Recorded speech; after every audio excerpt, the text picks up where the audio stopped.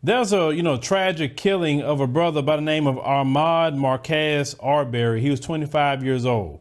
Now, this happened in a South Georgia neighborhood and remains under investigation with no charges filed, despite the father's admission that he and his shotgun-wielding son chased down and killed the unarmed brother they saw running through a predominantly white neighborhood. That is like one of the first things that I'm pointing out and say, oh boy, that's just not good, as I started to even look into this story. So the brother was shot, 1:08 p.m. during the daylight, not nighttime or anything like that, on Sunday, February 23rd in the Satilla Shores neighborhood in Brunswick, Georgia. Now, any of you from Georgia maybe know where that's at, the terrain, let people know how that neighborhood is, and is it, a lot of racists around there, let us know in the comment section. So it said, after being confronted on the street by Gregory McMichael and his son. Now, his son, Travis McMichael, both whom were armed, according to the Glenn County Police report of the incident. So you knew they were armed. They killed the man and nobody was charged. Nobody.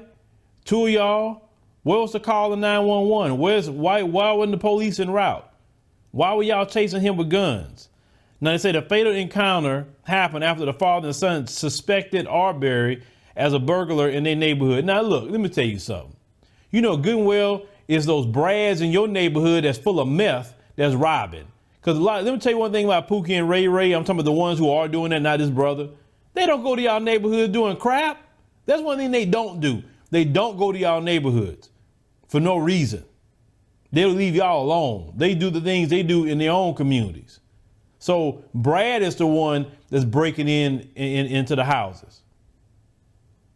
But, a black man, mind his business, jogging. Oh, yeah, it's him. He's the one did it, right? Because and this has happened to black men many times. They jogging outside, and then here they come to stop them. As black men and black people, we live under siege in this country. And that's why when I get to the continent of Africa, I get so, happy and free. You can jog all day in the continent of Africa. Go run the continent if you want. Nobody going to stop you. Nobody going to chase you with no shotgun over there. Because they say, oh, yeah, he running down the street. No problem. You get what I'm saying? But over here, you get chased down and murdered. Now, they said that Gregory McMichael told the police security video in the neighborhood indicated Arbery as suspecting him and his son. That's why he wanted to grab the guns and go and confront him after spotting him from the home's front yard running down the street.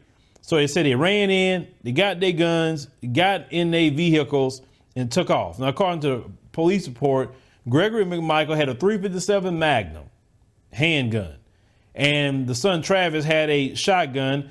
In an attempt to cut him off, right, the brother, they drove down Buford Road and tried to unsuccessfully cut him off with the truck. They said during the second attempt, Arbery had been running back in the direction from where he came. He said Travis McMichael again tried to cut Arbery off, and say with the truck without any success. So the son Travis then pulled beside Arbery and again made it known they wanted to talk. He said at that point, Travis McMichael exited the vehicle, shotgun in hand. Okay, now imagine you running, this dude just jump out the car with a shotgun. What are you going to do? Stand there and talk with him? Most people are not going to do that. So they said that the dad, the one that had the .357, stated he saw Arbery begin to violently attack Travis. No, he didn't. Somebody jump out the car with a shotgun. Man, you trying to fight for your life. You're talking about violently attack. You running up on him. See, that's what these people do. They start things with you, you defend yourself, and then they say, oh, yeah, they'll attack me. They wouldn't have been bothering with you if you were up there jumping out your car with a shotgun. Like I said, it sickens me to the core, man. And I haven't done one of these stories in a while, but they really sicken me to the core, for real. I mean, because of course this happened before coronavirus, okay? Before they had this shake up and a lot of them, getting their world turned upside down now, in which it should be. But it's saying that, oh, well, the son ended up shooting the brother, and he said that he fell face down. They rolled him over and realized that he was, full of blood, of course, being shot with a shotgun. And they said it sparked a series of protests in the black community in the local coastal town. Many believe Arbery fell victim to racial profiling. I believe that 2,000%. They said the McMichaels are white and Satilla Shores is a predominantly white neighborhood. Family and friends said Arbery was wearing a white t-shirt, khaki shorts, Nikes, and a bandana when he was killed, was an avid jogger. And trust me, they peeped him. They notice when they try to kill a brother, they don't go after Pookie and Ray Ray. They always go after those brothers that's like, you know, were working with jobs, you know, look like the brothers got something going on for themselves. That's the brothers they go after. You know what I'm saying? So they said that a lot of people was ready to protest. That's for sure with this situation.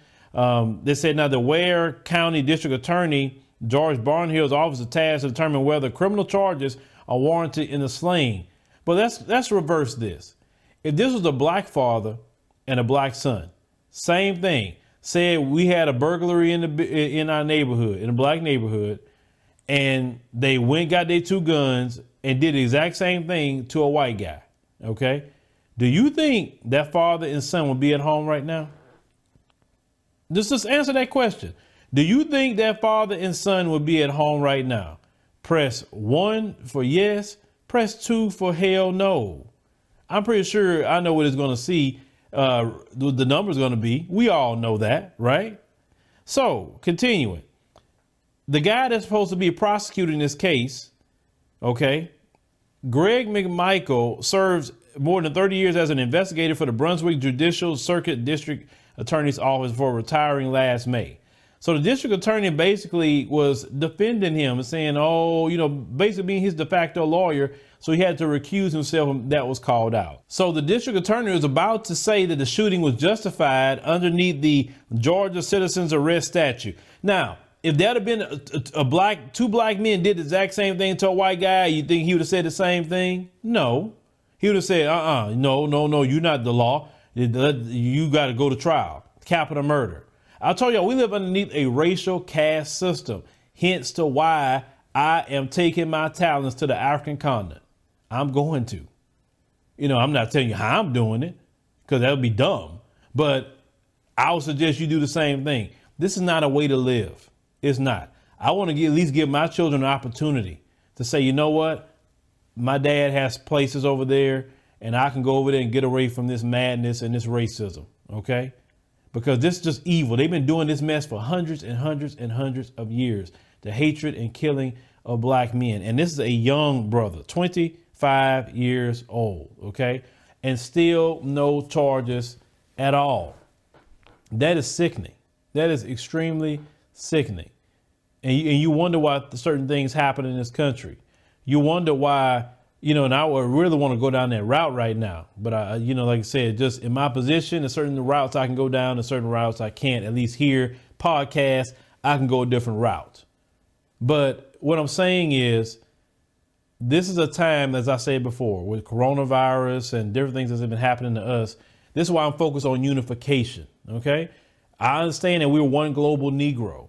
I don't want to hear that this people, not our people. That's not our people, because when these people show up, they don't care about where you're from, whether you're Black American, continental African, whether you're Haitian, Dominican, whether you're wherever you come from. Right. Because when we had the sister Christina on, you know, all this argument about Dominicans, this, Dominican, you got self-hate everywhere. You got a lot of self-hate right here in America, where Black Americans don't ever open our mouths and say like we are so perfect and we so together as Black America. We got our problems just like every other black person in the world got problems with sellouts and self-haters, etc. But we need to focus on is unification, because these people right here, that's what they keep doing. And like I said, the best thing ever has been lockdowns. Trust me, it's been the best thing ever, because they couldn't even put their hands on black people at that point, because black people wasn't around them enough to even touch them. Our kids wasn't in school for them to be racist toward them. The race soldiers couldn't be messing with black people too much unless you just out there and you just really just doing what you probably shouldn't be doing at the time period. But for the most part, they didn't have murders. I heard Miami had 6 weeks of no murders. You know, the environment was getting better. Animals starting to come back out because of these lockdowns. It's been actually better for everybody. These folks been in their house. But man, this is sickening, man. This is utterly sickening. Now, they said that the case has been turned over to another district attorney by the name of Tom Durden in the neighboring Atlantic Circuit District. Now, they said he claims to be open-minded about the case. He don't know the people involved. He said, we don't know anything about the case. He told the New York Times, he said, but we don't have any preconceived idea about it. So let's see what's going to happen with this case in Georgia. This is the things that need to be talked about, you know, with all of the people who are activists. That's the people that are supposed to be putting this out there, doing the work on the ground, and then passing it to the people in the global black media to spread this around so we can work hand in hand. Activists and the global black media must work together.